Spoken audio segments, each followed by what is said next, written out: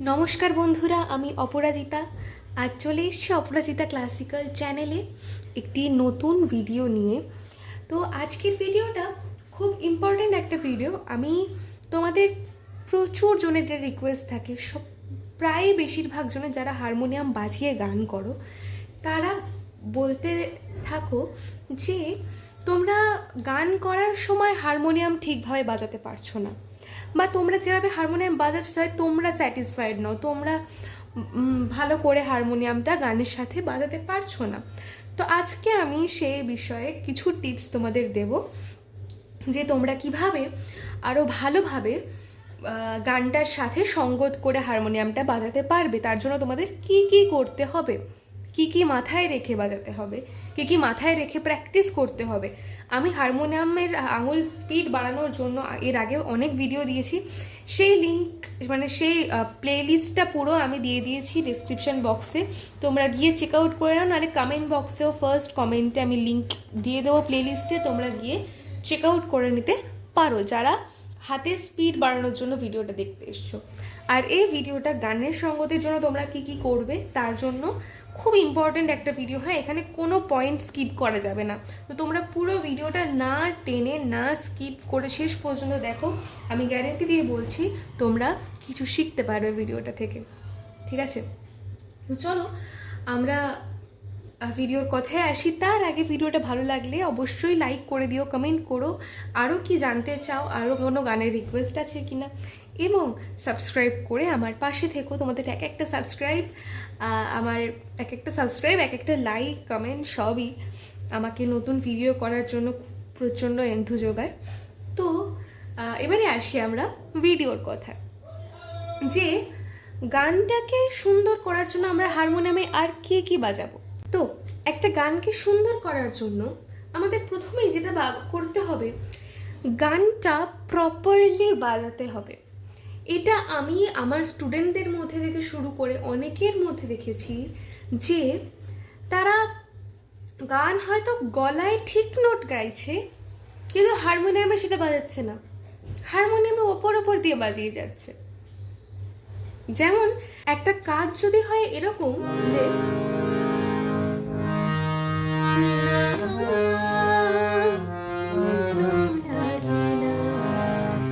জীবনে কিছু যেন ভালো লাগে না,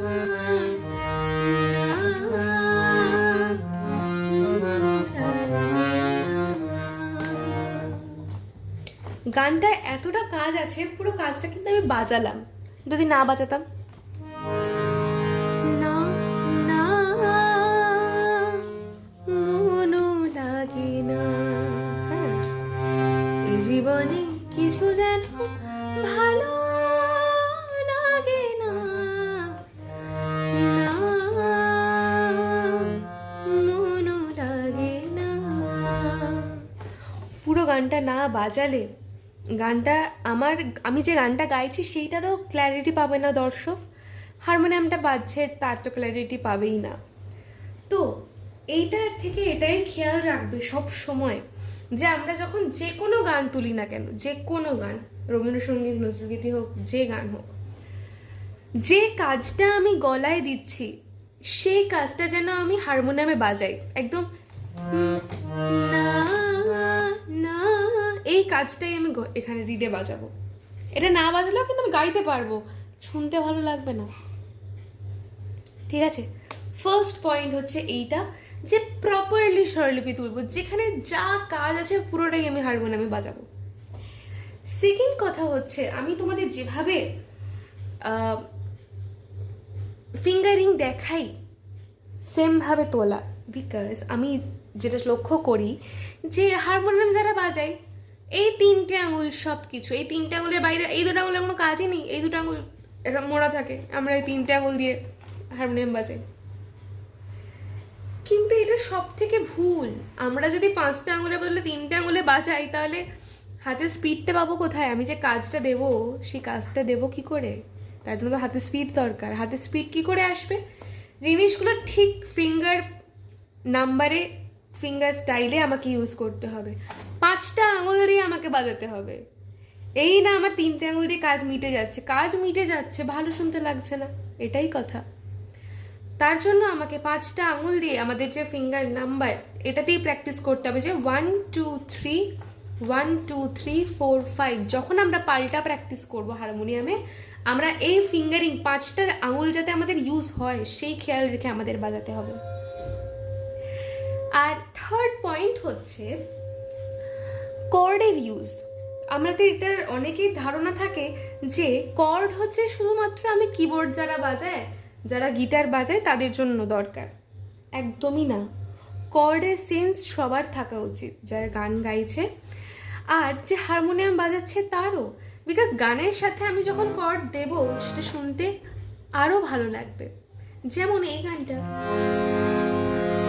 আমার আপনার চেয়ে, এই যে চের পরে আমি এখানে কর্ড দিলাম, আপন যে কর্ড দিলাম, খুঁজে তারে আমি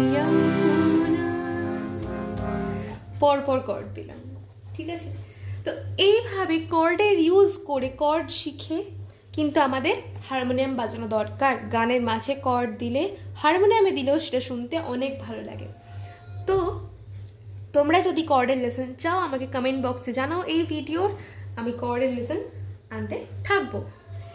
আর একদম লাস্ট পয়েন্ট, যে হারমোনিয়াম বাজানোর জন্য আর হারমোনিয়াম বাজিয়ে গান করার জন্য অ্যাকচুয়ালি সেক্ষেত্রে কি হয়, আমরা গানের থেকে হারমোনিয়ামটা জোরে বাজিয়ে ফেলি। আমাদের গলা যতটা জোরে তার থেকে জোরে হারমোনিয়াম বাজছে, তাহলে কিন্তু জিনিসটা সিঙ্ক হবে না। আমাদের সামঞ্জস্য রেখে বাজাতে হবে। আমার গলা যতটুকু, আমার গলা যদি আস্তে হয় আমি হারমোনিয়াম তারও আস্তে বাজাবো, কারণ আমাদের সবসময় উচিত আমাদের মিউজিক কখনো আমার গলাকে ছাপিয়ে যাবে না। মিউজিক ইন দ্য সেন্স যে আমাদের ব্যাকগ্রাউন্ড মিউজিক, ওটা পিছনে চলবে। আমার গান সবার আগে, মানুষ গান শোনে, মানুষ গানের কথা শোনে, অবশ্যই গানের মিউজিক শোনে, তবে গানের কথা না শোনা গেলে মানুষ তোমার গান শুনতে ইন্টারেস্টেডই হবে না, ঠিক আছে? তো তোমাদের সবসময় এটা মাথায় রাখতে হবে যে আমরা বেলো করবো সেটা যেন আমার কন্ট্রোলে থাকে। আমি যত জোরে গান গাইছি তার থেকে আস্তে আমার হারমোনিয়াম বাজবে।